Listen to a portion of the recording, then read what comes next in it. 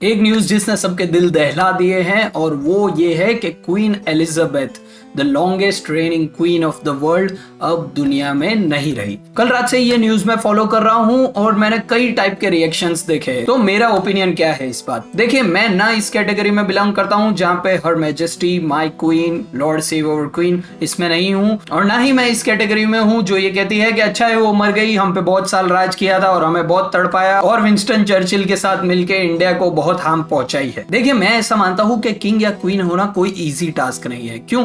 क्योंकि काफी लोगों की आपसे एक्सपेक्टेशन होती है, काफी लोग आपसे कई उम्मीदें रखते हैं और उनके तरह तरह के प्रॉब्लम्स आपके पास लेके आते हैं और एज अ किंग या क्वीन आपको उन्हें न्याय देना होता है। Being a queen is a difficult task. मैं इंस्टाग्राम क्वीन क्यूट क्वीन की बात नहीं कर रहा हूँ, पापा की परी की, पर मैं बात कर रहा हूँ रियल क्वीन की। क्यों? क्योंकि एक रियल क्वीन के अगेंस्ट लोग काफी कॉन्स्पिरेसी करते हैं, बार बार उन्हें गिराने का ट्राई करते हैं और मोनार्की के अगेंस्ट ये दुनिया कई सालों से है, फिर भी 70 इयर्स तक उन्होंने रूल किया।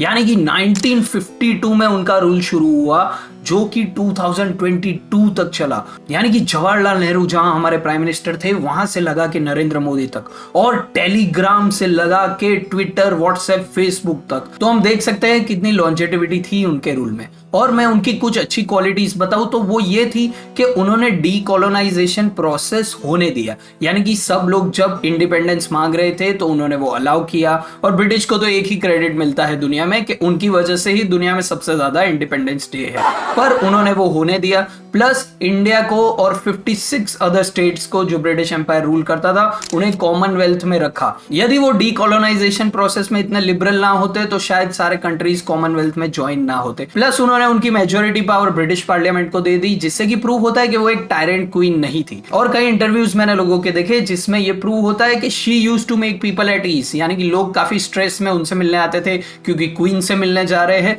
पर उनका एटीट्यूड और नेचर इतना हम्बल था कि लोग एट ईज फील करते थे। यानी कि एक बार मिशेल ओबामा ने उन पे ऐसे हाथ रख दिया था, फिर भी उन्होंने माइंड नहीं किया। एक बार नेल्सन मंडेला जो प्राइम मिनिस्टर नहीं बने थे उसके पहले ही एक रॉयल मीटिंग में आ गए थे अनइनवाइटेड, तो भी उन्होंने अलाउ किया और कहा कि आने दीजिए नेल्सन को, हमारे साथ डिनर करने दीजिए। तो ये उनकी एक अच्छी क्वालिटी थी। तो अब आगे क्या?